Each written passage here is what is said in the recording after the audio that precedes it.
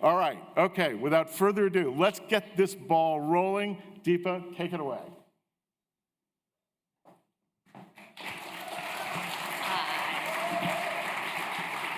Welcome, everyone. I mean, it's so great to be, as David said, among friends today. I see so many friends out there, journalism heroes of mine out there about to be on the panel. I think, as David said, it's a really important time to be together. And I take heart from his words because it's a tough job every day in this current climate to have to go out and not just report the news, but really take the time to dig in a time when we might be seen as the enemy. So it is an important time to be together. This is my first Logan Symposium. I'm really honored to be here. Usually I sit by myself in a tiny pantry, and it's wonderful to actually see real faces. And if I'm a little socially awkward, just excuse that. It's called pantry syndrome. But it has been 103 days since Donald Trump took office for the second time. So much has happened. All of that is going to be discussed by our wonderful panelists over the next few days, and hopefully by all of you, because you all have so much to offer as well. That's why you're here. So this morning, we're kicking off with two panels discussing this second Trump administration. The first one includes editors from some of our biggest and oldest news publications who are at the forefront of putting the resources behind the investigations that need to happen. So let me bring out those panels. Our next panel is going to have on it members of outlets that are smaller, newer, so stay tuned. But let's start with our first panel. Ron Nixon is from the Associated Press, longtime news reporter, editor, and executive. Welcome, Ron.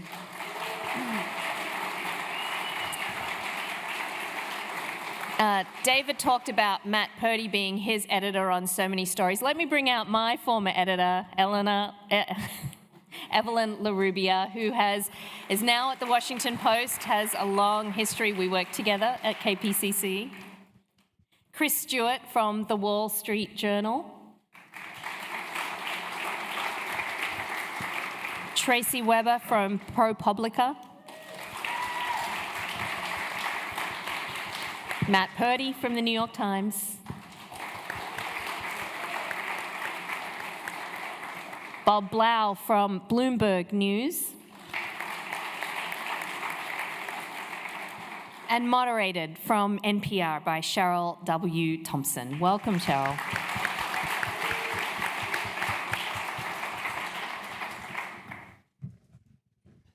Thank you. There's a lot to keep track of, particularly with the mics. We were given really stringent instructions.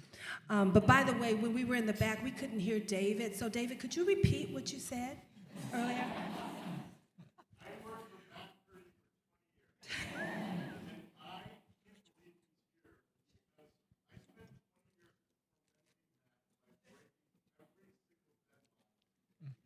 I noticed you ran over today, your remarks. And actually, David, I was just kidding. So. I wasn't. So thank you guys for joining us today. I want to start this. I want to open it up to everybody. During President Trump's first term, his transgressions, including his multiple felony convictions, were front and center in the media's coverage. Now, since the start of his second term, the tone of the media's coverage seems far more muted. When former D.C. Mayor Marion Barry went to prison for cocaine possession, which, by the way, was a misdemeanor, the media almost always noted it in its coverage. Where's the context? Isn't Trump's history important? Don't all jump in to answer this at once, so don't make me call you. I'll start with Chris, because he looks so perplexed. Actually, I'm very perplexed by this because it seems that what you're saying is that you're in a system now where he's pushing all the boundaries. There are, the rule of law seems to be, challenged every day. The assault on law firms and media, and it's his history, I think, informs all of that. It's that environment that we, as journalists, try to figure out how we fit in and how we attack the most important stories. There's all these projectiles that come at us daily, and I think the big questions of like, what are we supposed to cover and how do we cover it with all of this stuff coming at us, on a daily basis? And so, one of the bigger areas is just the whole rule of law, and how do we report that out, and what is Trump doing, and what is his end game, and how do we as journalists cover that? Matt? I was going to say that, I think that his history does make its way into reporting, especially around the areas of retribution. And that's, you could, the lead of every story say, President Trump, twice impeached, 34 times convicted, 4 times indicted, paid fraud penalties, said yesterday. Okay, Matt. Now you're getting a little. I get your point that you could make that clear in every piece. I think it might lose its impact, but I think where appropriate, it is definitely worth hammering and put that as the context of a lot of what he's doing is the retribution. It's the enemies, people who said that he lost the election, and people obviously who investigated him, and so. But I think we do, kind of put it where it's appropriate. Yeah. Bob, you want to add? Not to be argumentative, but No, we work together at the Tribune.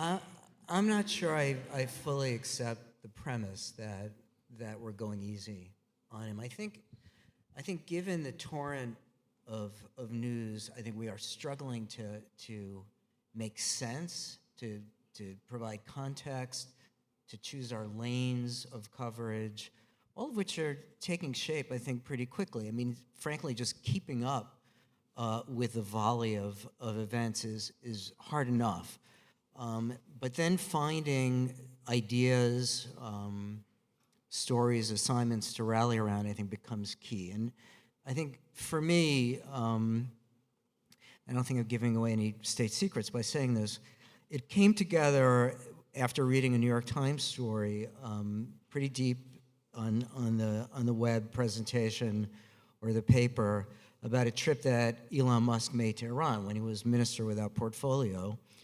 And at the very end of that story, an Iranian minister said to him, you ought to do business in Iran. All you have to do is work around some sanctions. And this central question of private interest, commercial interest, trumping the public interest feels to me like an idea we can rally around and work toward and make sense of, and that will take time. I'm going to pose this next question to Tracy. What's the difference between covering the first Trump administration and the second? For ProPublica, during the first Trump administration, almost all of our reporters were in New York City. We had a much smaller group, some people in DC, and this time, and we really did have to pick our lanes, and really did have to, and we were sort of not spread out across the country, and some things were unexpected. Now, with the help of our donors, we have 150 reporters, and we are in 24 states.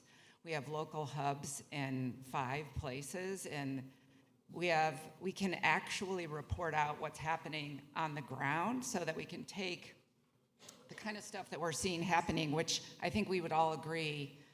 To answer the previous question, this is an unprecedented time. Every day there's something that in a previous administration would be a screaming headline for weeks, and you can barely keep up with these things.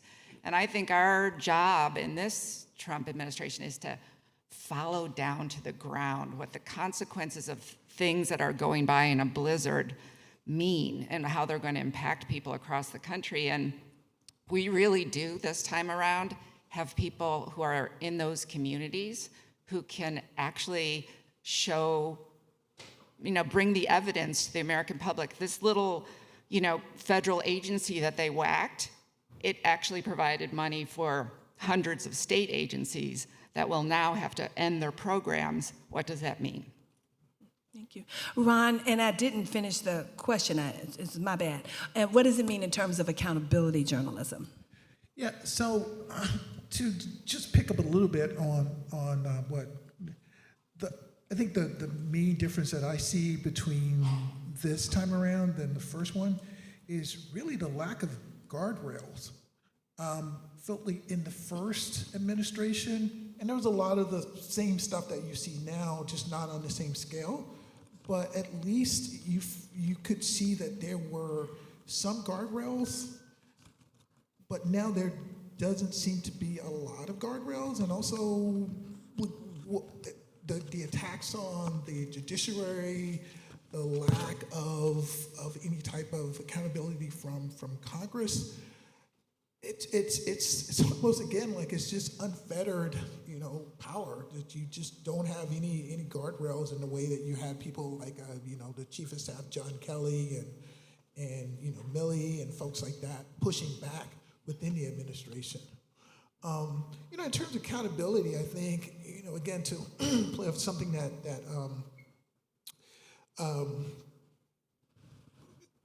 following the money to see what the impacts are on these communities locally, because I do think that a lot of things that is covered is Washington-centered.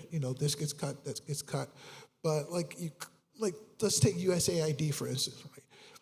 USAID, you cut that, but people don't see the local impact of that, particularly from the farming community. Right? That's a huge market for American farmers.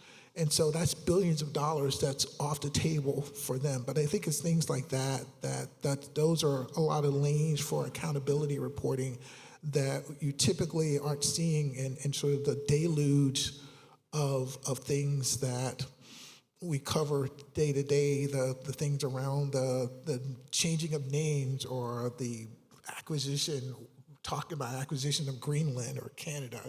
It's just gets lost in a lot of that stuff. So I wonder how much, you mentioned John Kelly and others, I wonder how much the first term, during President Trump's first term, it was more, his cabinet was filled with more establishment Republicans, and this time it's more loyalists. Yeah, I think you did have a lot of people who were traditional Republicans who, I think the first time around, there was a feeling that, look, this guy doesn't have any type of political experience, right? So we're going to surround him with these people. They're going to help steer the ship. It'll be fine. And actually, one of the cabinet members did tell me that. I was a reporter for the first 2 years of the Trump administration at the New York Times, and that's some of the things that you would hear, like, yeah, he says this, but we're gonna, that's not gonna happen, right? You don't see that this time because a lot of those people who were in sort of secondary roles are now in the top roles now. And that's another main difference that I see between this time around and the last time. Mm-hmm. Chris, did you want to add? I was just going to add on to that. I think because he has surrounded himself with loyalists this time around, and I mean, while he was out in the wilderness over the 4 years, while Biden was there, he was building a group of people that were devoted to his vision, whatever that is and however it's unfolding now. And I think for us as reporters, that makes it very difficult to get inside. Last time around, it was chaos. So you had people leaving, every day. It felt like some weeks, and there were opportunities to get inside and to kind of get a glimpse at what they were talking about and what their plans are. This time around, those loyalists are there, and you're not seeing a lot of people leaving. And they're doing polygraph tests for leakers. Everybody through the various agencies and right down to the flags. Who is leaking? These stories, how are these stories getting out? And so it makes it very difficult for us as reporters to, really get inside and to, make sense of sometimes of what's happening. Evelyn, as you know, and as you all know, editorial practice has changed for various media orgs. You knew that question was coming. As a former Washington Postee, you knew I was going to throw that at you. In the run-up to President Trump's win in 2024, which caused subscribers and some notable journalists to flee and profits to drop. How is the loss of profit and the loss of journalists playing into your in-depth coverage of this White House? Well, fortunately, I'm not on the business side. Good answer, but none of this has affected me personally or the team that I run or what I do. I think the difficult part when I go to cocktail parties and I'm asked this question is to explain to people that opinions and editorial is not news. And I think that, and I've worked in newspapers almost my whole life. I did a stint in public radio, but when the newspaper was a physical thing, people understood that opinion and editorials was its own thing. And people don't understand that now because of the way everything's, mixed up on the websites. And I think that American modern newspapers in general might want to think about that and what message we send when everything's kind of a mix and we don't separate opinion and editorials from the fact-based journalists that everyone on this panel does. And so I find myself having to explain that again and again. In terms of coverage and what we do, none of this has affected what we do. Have we lost people? We have. Is it a difficult moment for the Post? It is. And those of you who follow the media world know that we're also restructuring at the same time. And so is it a challenging moment? It is. But nobody took this job because it's easy. Everybody took this job because we believe in what we do, and we believe that it's our job to hold power to account and give voice to the voiceless. And so every single person who I work with at the Washington Post is singularly focused on that. And we are producing some stellar journalism in this moment, despite it being a moment of chaos outside and despite our troubles inside. And I think Will Lewis just said either today or yesterday that he was happy that the Post was returning to, at normalcy is probably not the right word, but back to journalism as opposed to the distractions. Yeah. Mm-hmm. Thank you. So, Bob, I'm going to pose this one to you. What investigative stories are you ignoring? Nobody's going to answer that question, Cheryl. Excuse me, Bob will answer it for me. We won't tell. Look, I think we won't. This is a think secret. it's a matter of prioritizing, and I mean you can't look at this. The question for us, and I think from what I could hear backstage, David touched on this. The question is, how do we meet the moment with as much force and authority and incisiveness as possible? And in order to do that, you've got to organize around big ideas that are at the center of the public conversation and at the center of public interest. And that means that we're, at least in my case, not going to be able to do as many stories, quote, on the periphery, and make sure that wherever possible, we're somehow vectoring with the turmoil, with the chaos that's in front of us. And, I think the tolerance for stories that would otherwise feel evergreen is a lot less. And the requirement, the responsibility for us to respond to this moment is greater. So I wouldn't say that we're ignoring stories and we're not going to ever abandon a great story that crosses the radar. But the primary responsibility is to make sense of this very freighted juncture in the history of this country. So, Evelyn, you were half right. He kind of, sort of answered it. Chris, same question. He always looks so stunned when I come to him. I'm not supposed to do the wand. Yes, I mean, I think, every day we're trying to figure out what's the most important story that we need to be focused on. And it comes back to kind of what I was saying at the beginning, which is there's all these things coming at you, and how do you decide what are you gonna cover? In my mind, I think one of the most important stories right now is this administration that's kind of sliding towards what it looks like sort of a autocracy.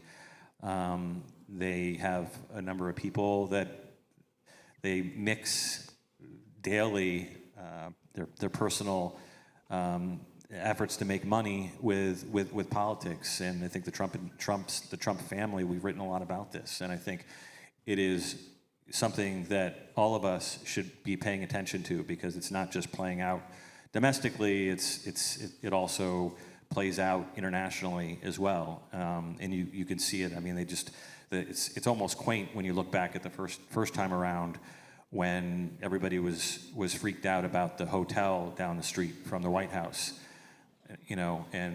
Just on the day before inauguration, he launches a meme coin. And then he has the whole crypto bank that it's just this sort of intermingling of profit and politics in the White House today. I think is a really important subject.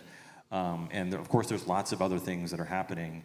And we all have limited resources, and we have to make choices. But to me, this is one of the most important ones. I mean, underneath that, right, is the absolute kind of change in the rule of law, and the lack of independence in the Justice Department, and the effort to, kind of sanitize or root out naysayers, which unfortunately sometimes mean people who are just following the law.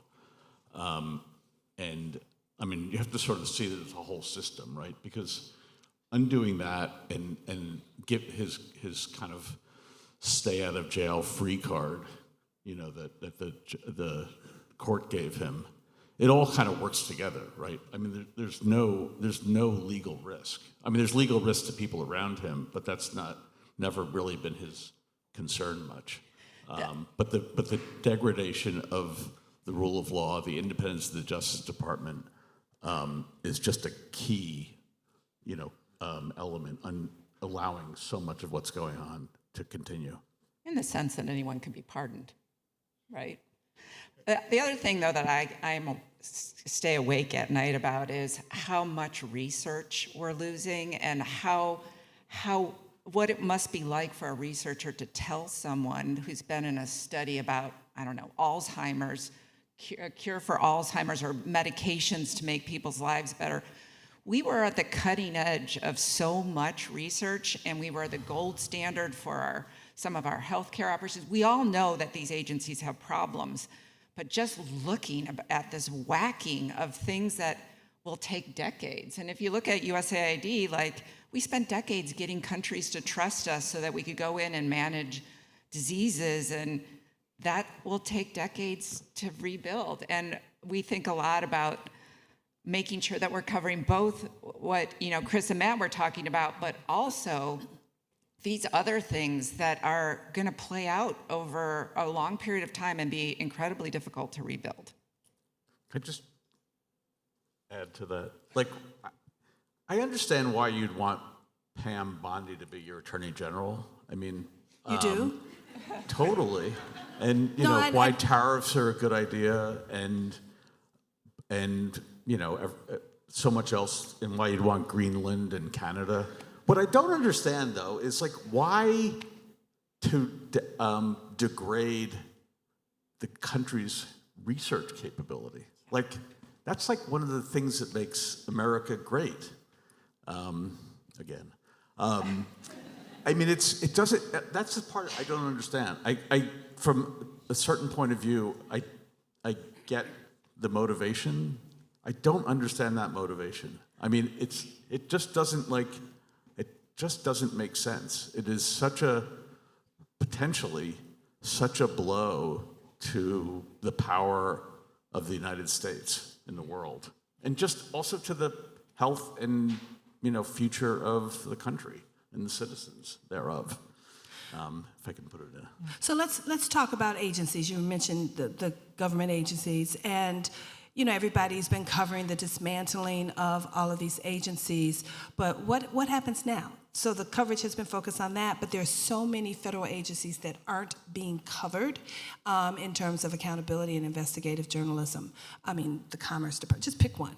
close your eyes and pick one. And so what are you guys doing to sort of, because I know the resources are focused on certain things, but what about these agencies and the things that go on there other than the layoffs? There are other issues impacting people. What are you guys doing about that in terms of coverage? We have people on a bunch of obscure agencies because people at ProPublica have covered them in the past, sometimes not very positively, but they all sort of understand what the problems are with those agencies and what they did that was incredibly great.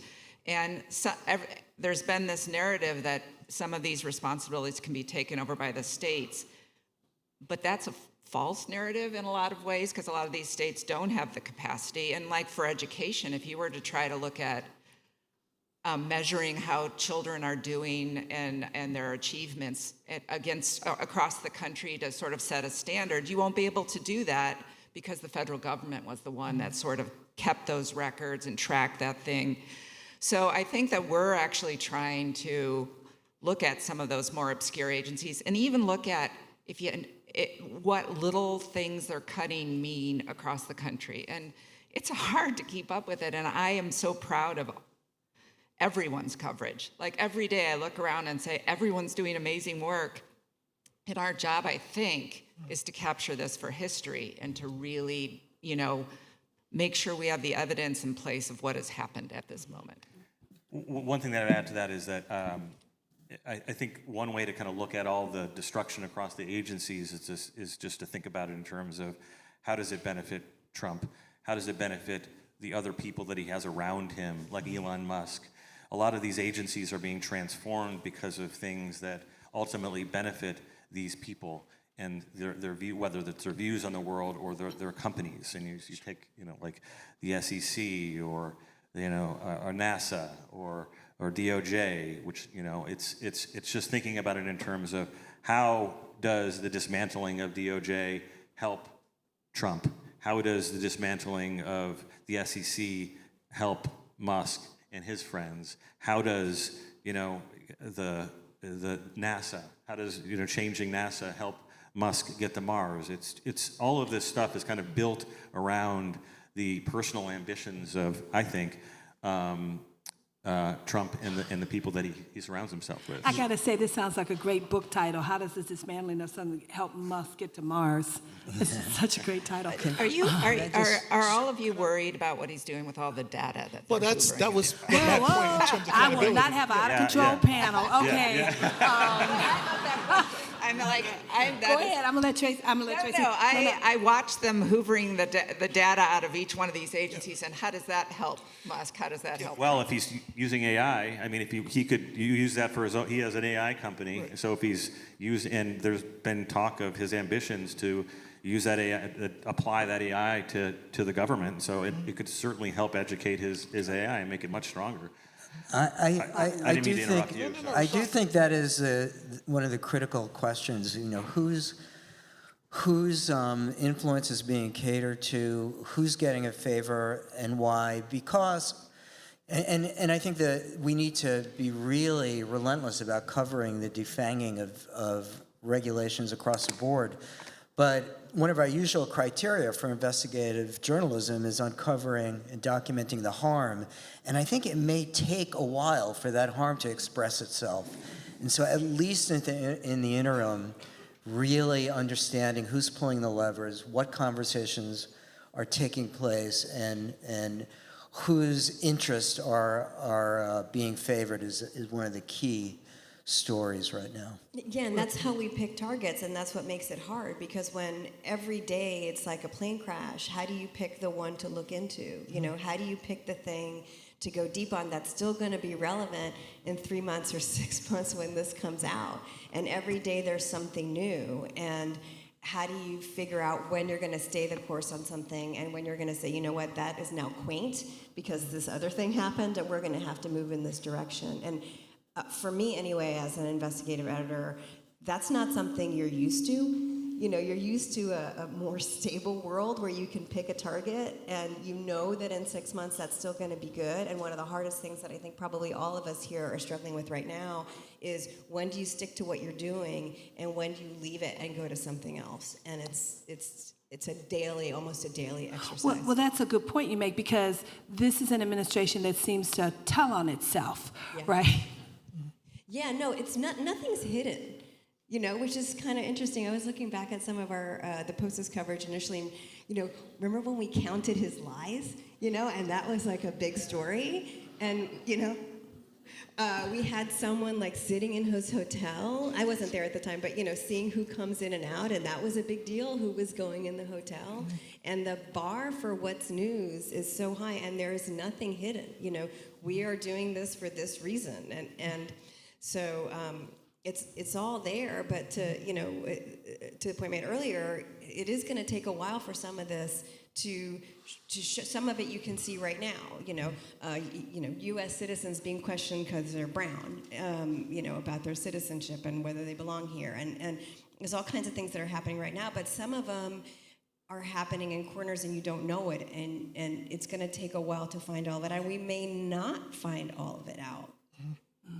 Ron, I want Ron to make his point. Sure. From earlier. I think that, one of the things that I don't think it's lost in all of this, but I don't think it gets as much attention as it should, is not just a dismantling of certain levers of the government, but all the underlining data that goes along with it, the things that allow us to actually show harm to, various things. So it impacts our ability to do the accountability journalism. If there's no data to show that, then how do we show that? It really hurts us in terms of our capacity to show the public that this is happening.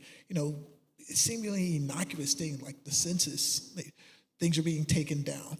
So that to me is just impacts our ability to be able to inform the public and show that harm, because if there's no data, how do we show that harm? Well, remember during COVID, Trump said, if we don't test, we won't have any cases, which was actually kind of impeccable logic. And so that's happening now with climate too, right? They're making it more difficult. They're not going to test, methane releases and other releases of climate affecting. So we're in this realm where we're just gonna not know, right? And that's a very very clear strategy to take away any kind of measurements. I fear the day we're going to begin wondering whether the kind of economic indicators are being monkeyed with, right? I just, like the fact that the growth slowed, it was reported earlier this week. I just was thinking, I bet the growth's not going to slow in the next quarter. It's just a suspicion. But can I just say one other thing? Okay. Which is on top of we have to report really, really, intensely and hotly, in a heated way. But we really do need to do our analysis coolly to maintain our credibility. Because it wasn't like everything was kind of perfect on November 4th and then everything went to shit on November 5th. It's just not the case. And I think if we're comparing then and now, the first term to this term, I think there are some lessons about kind of not getting our heads completely turned by a kind of emotional response or knee-jerk response to a president who's kind of really out there on the edge. Obviously it's been said that we really never had the nation never quite had a rational discussion about how much should be shut down because of COVID, right? And it's sort of it's emerged over time, but because he was advocating, injecting whatever it was, into your veins, people thought everything he said made no sense. But I think we have to like be careful that we don't sort of like just keep turning the wheel and, you know, to one side of the road, and really try to evaluate carefully, you know, what is being done, and not sort of just be reactionary. I'm curious as to what all of you think about. Are you pulling punches in your in-depth coverage for fear of upsetting this administration and that people won't talk to you? Because at the end of the day, journalists have mortgages to pay, and they don't want to risk losing their jobs. And yes, I thought that was a good question. I can only speak for what we do at DP. Nah, I would say the answer is no. I mean, we don't see anybody pulling punches on that. You cover what's in front of you, and you try to dig to find out what is the truth of the matter. And so, yeah, no. Yeah, no? So no. Okay. Maybe I should phrase it another way. Go ahead, Evelyn. Like you can't lose your head. You can't just like go off and say every absolute thing is terrible. And there are issues that this country is facing, and there are things that have to be fixed for sure, and probably always will be in this imperfect democracy as long as it lasts. But it doesn't, just because you're carefully analyzing something, it doesn't mean you're pulling your punches. It's quite the opposite. It means you're doing your job.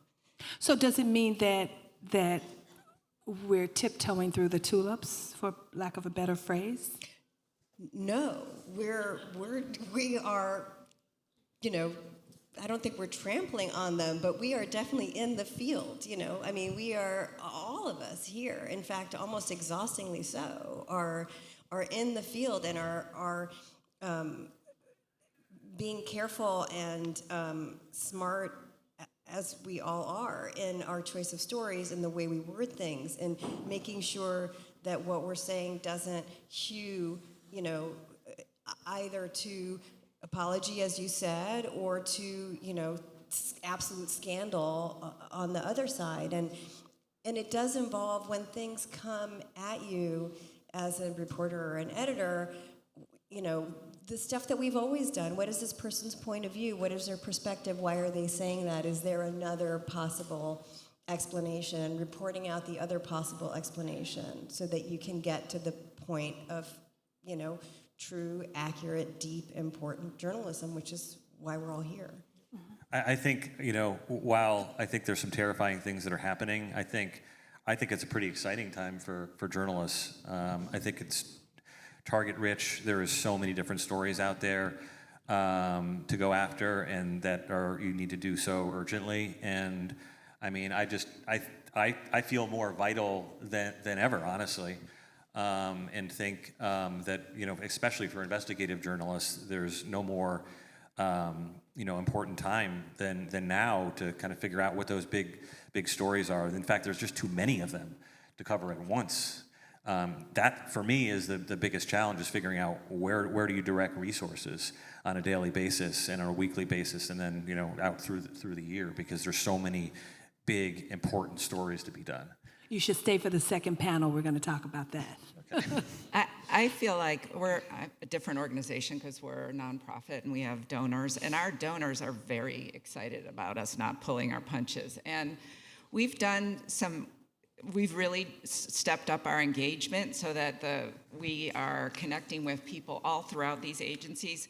I don't know if you've heard of our truck. No. That's the next question. So just stop right there. All right, I'll stop right there. That's a nice segue, though, into my next question, and that is, how do you think outside the box when you're searching for investigative stories or sources? Because I know that ProPublica had this big old truck outside government buildings with asking government workers to reach out via Signal or email. So we have a fantastic engagement team, and actually one of the reporters who was covering USAID heard that they would have like these 15-minute increments to clean out their desks. And we're like, how do we get these workers at all levels so that we deeply understand what's going on inside there? And we were brainstorming ideas, and the idea came up like, couldn't we rent one of those trucks that drives around with a big electronic billboard on the side? And so our design team and our audience team and everyone got together and designed up this big screen. And so when everyone was carrying their boxes out of USAID, we had our big screen there that said, call ProPublica. And It was a genius idea. I don't know and who thought of it. We've deployed the truck. It was a great idea. The truck people love us so much. They're like, and so every time an agency now is like, Department of Ed, let's get the truck. But I have to say the truck actually got us really great sources because they're coming out of there with their belongings. Their life's work is back there. They might not ever be able to, for many, many people, that their whole job is federal government service. There's not jobs like that in public health and in various things. That's where you go to school and that's the pinnacle. And those people come out with their belongings that they call us and they tell us about stuff. And that was thinking outside the box in a way that we didn't know if it would work. And it was fantastic and very fun. Yeah, so it's better to take a chance, right? I mean, it could fail, but there's a chance it could be wildly successful, like it was. Matt? Okay. No? No truck. No truck? No truck. It's a great idea, though. It's a great idea. It really was a great idea. But how do you, because this administration does require creativity in terms of coming up with story ideas and also making sources, right? Because, they're investigating people who leak and other things going on. So how do you, Bob? I mean, I don't think we've ever seen an exodus like this from these various agencies. And there are people who are aggrieved and who've been in their jobs for many, many years and who know a ton, who know how government works, and I think are incentivized to share their stories. So, I mean, the truck is a brilliant idea, but I think there's a lot of OG source development and to be done, and a lot of people who want to tell their stories alongside any innovative outreach. Matt and then Ron. Matt. Matt. I mean, it's me, right? Pay attention. It's me. Okay. I mean, in terms of thinking outside the box. You're the New York Times. You think outside the box. Right. I think that one of the bigger challenges we haven't talked about is actually delivering our findings to people. It's obvious we're in a very, kind of fractured, bifurcated, trifurcated, whatever, media environment. And getting to new audiences is, I think, as big a challenge as doing the work we're doing. It's so important. It's maybe in some ways a bigger challenge. We kind of know how to do investigative work, but breaking through and making sure what we find out gets to new audiences. There's an industry, a large industry, maybe larger than our industry, out there trying to kind of confuse people and to undercut facts. So that is, in my mind, is like our big challenge, is figuring out how to get our findings and our facts to a big audience. And that is really where, in my mind, the outside the box thinking, with all due respect to your truck, which I'm very envious of your truck, is really a big deal. I agree with that. Yeah, I think that is figuring out how to actually get. We have our subscribers, and hopefully they continue subscribing. But it's getting beyond that. And our competition is not just us in this room. There's TikTok, there's YouTube, there's all these other media out there that are trying to get your attention through the day. And I think probably everybody in this room, we all read a lot of stories through the course of a day. Most people do not. Most people are looking at maybe one story. How do we make that one story that becomes important to them that they stick with through the day? Traditionally we would just do a a 2, 3, 4, 10,000 word story, and we would call it a day, and they would read it in the paper or wherever, or on the old internet. These days, they may read the first 3 paragraphs and then disappear after that. And so we spend a lot of time trying to figure out what is the best way to tell this story. And it's not always 5,000 words. It's got to be more than that. And we have to continue, we are ambitious reporters. All of us in this room think ambitiously about journalism, but we also have to think ambitiously about how we tell this journalism, because we're dead if we continue to do it the way that we're doing it. Ron? I just want to go back to the question that you mentioned before about sourcing and how do you get people to talk here. You know, when you look at some of the things that's happening within the administration, even among loyalists, there's still like tensions. And you look at the attacks of Bannon on Elon Musk, right? So there are opportunities to really talk to people, because they have, even though they may be loyalists, they still have different agendas. And they will talk to you about different things, even if it's just to point the finger at other people within the administration. So we shouldn't assume that people won't talk. They will. It's just like anything else, you have to understand what their motivations are. I also think in terms of that, we can have faith that, you know, the usual chaos and infighting will ensue, and there'll be, you know, it'll begin leaking like the last ship did. You know, you can see it already, right? It's all Next 100 days. Right, exactly. I mean, the first they had like the lockstep plan of the first, you know, 4 weeks, whatever. Seems like it's kind of is somewhat run its course, and you already. Well, and with all the people that are out, you know, there's never been a better sourcing opportunity than the thousands and thousands and thousands of people who have been let go and, you know, hopefully took a little thumb drive with them. What? Wait a minute. What? You hope they took the thumb drive with them? Yes. Okay. So, how is the presidency affecting the climate of what we do? And what we do, of course, is investigative journalism.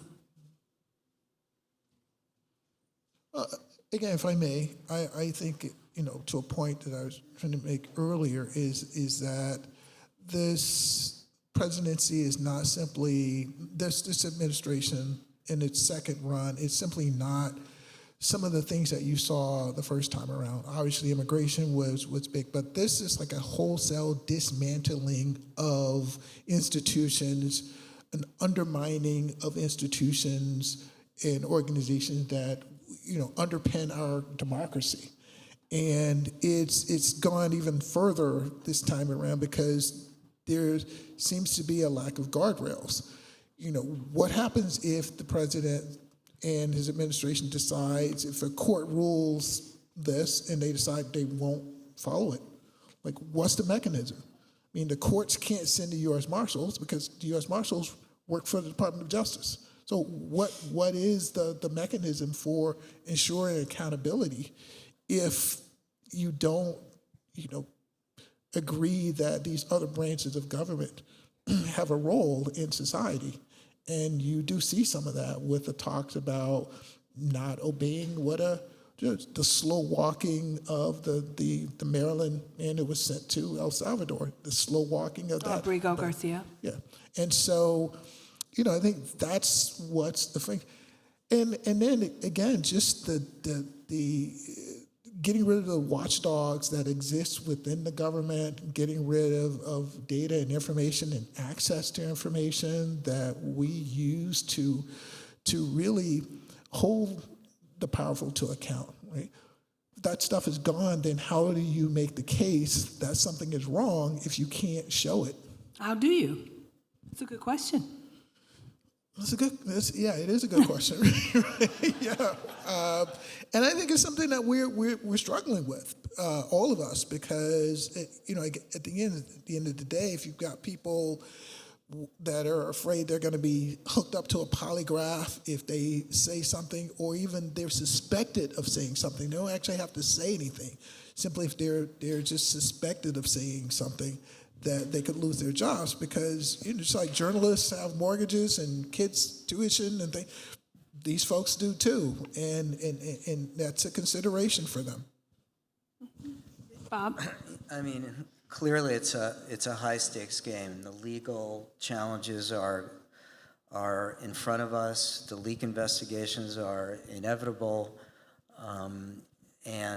But I think among the various riddles that we're going to need to solve, perhaps the biggest one is finding a story that is so definitive that it actually breaks through and that it angers the public because of its starkness. And that's happened before, whether it was Ginger Thompson and child separation, whether it was the reporting done on the Trump family business, and I say that not just because of the home team, but achieving the definitive account that breaks myths, that breaks news, and that engages the public. And you can see, like, I still believe there's an appetite for it. It's getting harder and harder, and people, readers have grown, and viewers have grown more and more numb.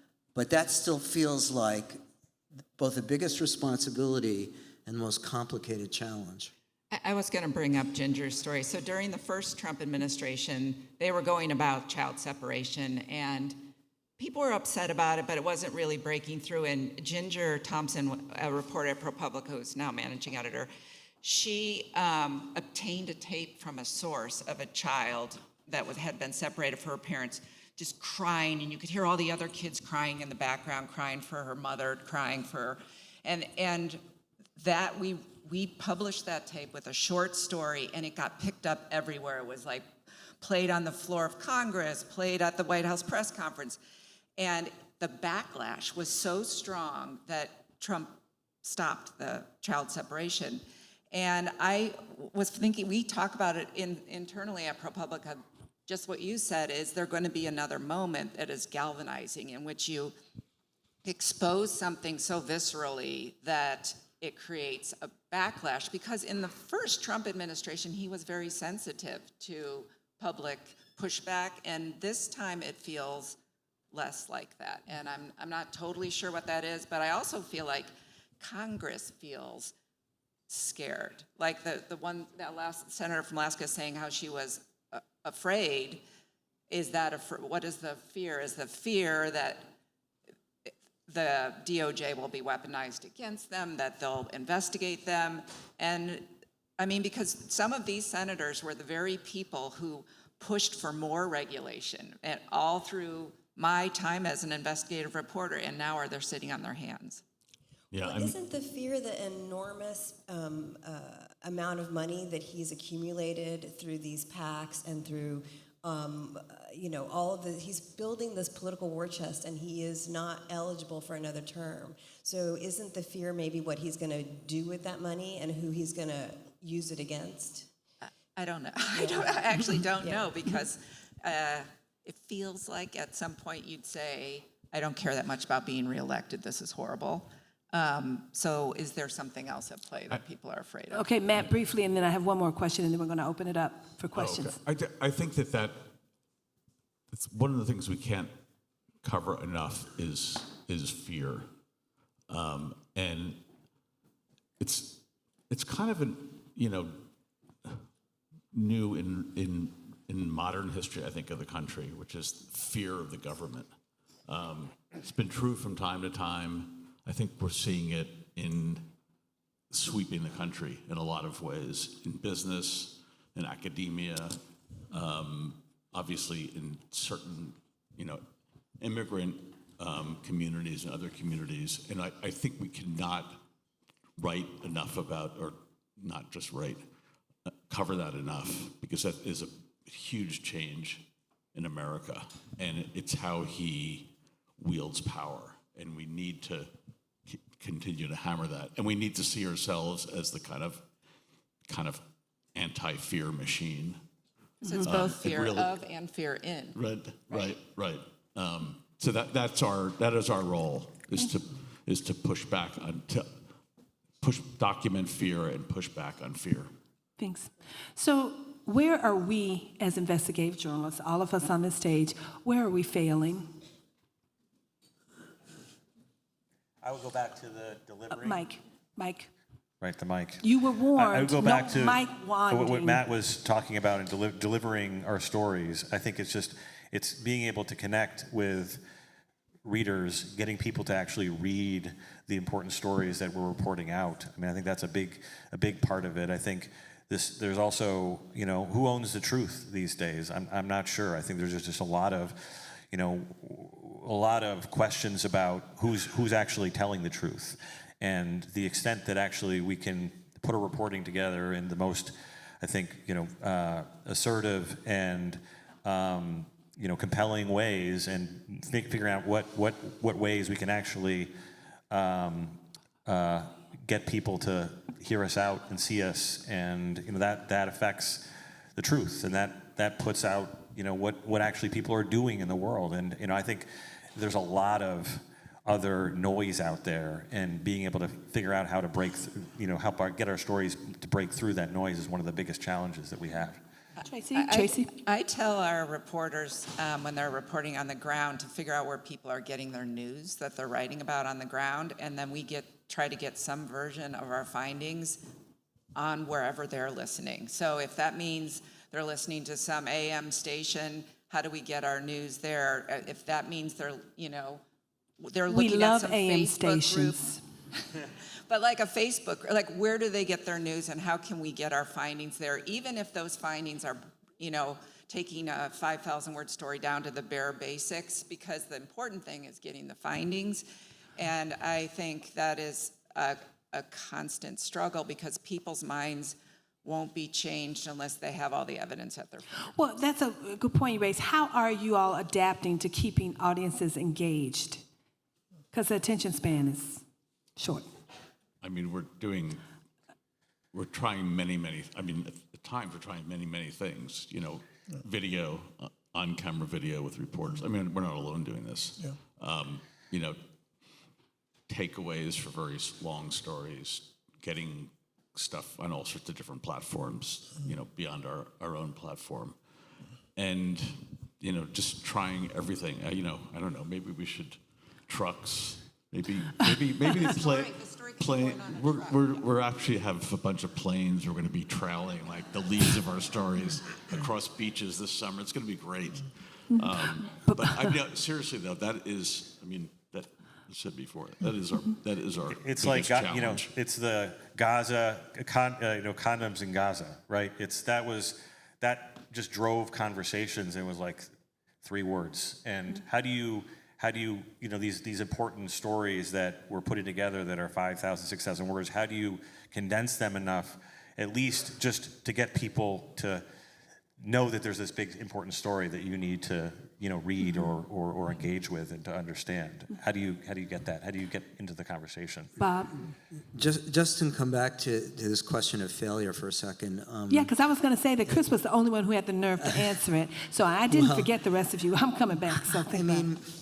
Well, it's very inspiring to hear about the AP's initiatives at the local level, and ProPublica, obviously. This is a failure as an industry, but all of this is happening at a time that local news jobs have evaporated at a remarkable pace. So how we begin to address that and fill that vacuum is, I think, going to be increasingly important. And it's not a coincidence that the politics are progressing in the way that they are. So with the diminution of these local news resources, so trying to unlock that, I think, is going to be important. You're doing it as well. Thank you. So at this point, we want to open it up for questions. If you have a question, please raise your hand. Okay. And do we have where's she going? Oh, okay. I was going to go over there in the corner, but can you go over there next, please? Thank you. Great. Okay. Hi, thanks. Thanks for that. I'm Rosina Breen. I'm the CEO and Editor-in-Chief at the Bureau of Investigative Journalism in London. I have so many questions, but I'll try and keep it to 2, actually. One is, what do you think the response from international investigative newsrooms like ours should be? What do you need from us? Okay, first question, one question. What was it? I'm sorry, I didn't hear you. Did y'all hear? What you think or hope the response from international newsrooms should be on what's happening in America? Okay, I'll start with Ron on that one, international. Okay. Sorry, didn't mean to put you on the spot there. Oh, no problem. I think one of the things is that, and you've seen this throughout the American media for years, but also with like the International Center for Investigative Journalism, the need for more partnerships across the world between media organizations to be able to just as local media has been hollowed out, so has a lot of the foreign bureaus of several media outlets that used to have a ton of them. So I think, to me, that's one of the biggest things that we would look for with international media is the ability to do partnerships, to be able to report on the ground in those places, even for a place like the AP that has a bunch of folks there, but to be able to bolster the investigative resources there. She had a follow-up, but the mic's gone, so sorry. You could come up afterwards. Can I just say, I think that we are, to what Chris was saying earlier, is like the Trump world is investing all over the world, and it would be really, on an investigative front, having media around the world that are in places in which projects are taking place, taking a look at them would be great. Yeah, like the small country that he said he had never heard of that got all this money, this aid money. Yeah. Okay. One more. Only one more? Well, the lady over there. Oh, okay. First and last. My name is Karen Gadbois. I'm with the Lens in New Orleans, and we are a small investigative news nonprofit born out of Katrina. And my question is, I've seen many stories we've done re-reported in national outlets without attribution, and it would seem that at this time especially it's important to create more yeah, I won't name names, but some of y'all up there. No, go ahead. Go ahead. We're investigative journalists. Go ahead. Later. And so it just seems like there should be a mechanism, or at least an acknowledgement that we are, I know, there's a hue and cry about the closure of news outlets, but the reality is that we are still there. And how do you support our work, and how do we work with you is my question. And I know ProPublica has, and we have applied and been rejected. Sorry. We won't reject you. Call me, NPR. I'll give you my number afterwards. That's what I do for a living. Sure, I'll be around for the conference, so just come and see me or Justin Pritchard. No. Nice try, Ron. Okay. I mean, we have a local initiative. Oh God. Okay. No, but just let me. Now everybody wants it. There you go. Let me just. Actually, working in Louisiana, don't feel bad. But just in terms of that, I mean, it is also just slightly diverting your question. I mean, just to build on what you were saying, I have to remember that most people's lives are more affected by what decisions made by government at a local and state level than they are by what happens on a federal level. Obviously, there's a connection, but that is why just the local journalism is so vital, and we really do need to find ways to support it. Thanks. So, no more you questions. should see Ron we right had time for one more question, but you can thank Matt. Because can we get it in? Can we get in one more question? Sorry. You know what? You guys can stay afterwards, and then the second panel is coming up too. So that's similar to this, except on a more local, state level. So thank you guys for coming. Thank all of you. Thank all of you for participating.